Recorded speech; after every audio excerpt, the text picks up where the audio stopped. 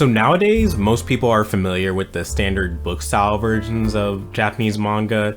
You go into any random bookstore like Barnes & Noble and the shelves are filled with them.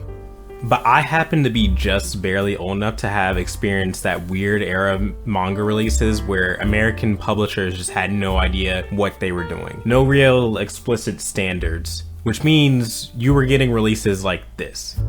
Bite-sized comic issues consisting of 32 pages or 2 chapters released every month or so.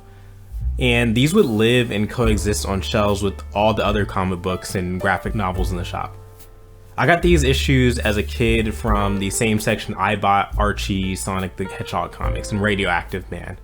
Dragon Ball was the popular manga comic that I'd usually see around, but other series such as Inuyasha and Ranma also got similar style releases. And although comicified, they weren't completely reworked like other manga that had made its way west earlier, such as Akira. They still read from right to left, but that was honestly confusing for a lot of people, even more so than now.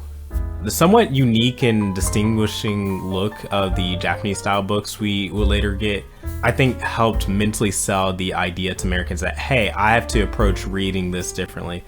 Whereas the comic style releases, I felt like they were very much trying to blend in with other comics. And this release style actually managed to go for a decent amount of time, with the original Dragon Ball releases reaching the King Piccolo arc and Dragon Ball Z reaching Frieza. But really the best part of these, and the reason you might want to collect them, are the covers for each of them. Each of them sports amazing full color and unique artwork, some of which you don't exist on any of the book styled versions. You also get to read some neat questions and see drawings from fans, some advertisements, sort of like you would get in American Shonen Jump magazine. Otherwise, they're pretty much the same Viz comics that you know and may or may not love. Downside is that they're not printed on the best paper ever. While these releases made it through my childhood fine, I have some comics that did not get that same luck. For anybody who's used to collecting American comics, this might not be much of a big deal. Anyway, that was just a quick showcase of a style release that I don't think many people had seen before. If you're interested in Dragon Ball content, feel free to subscribe to my channel. Anyway, bye.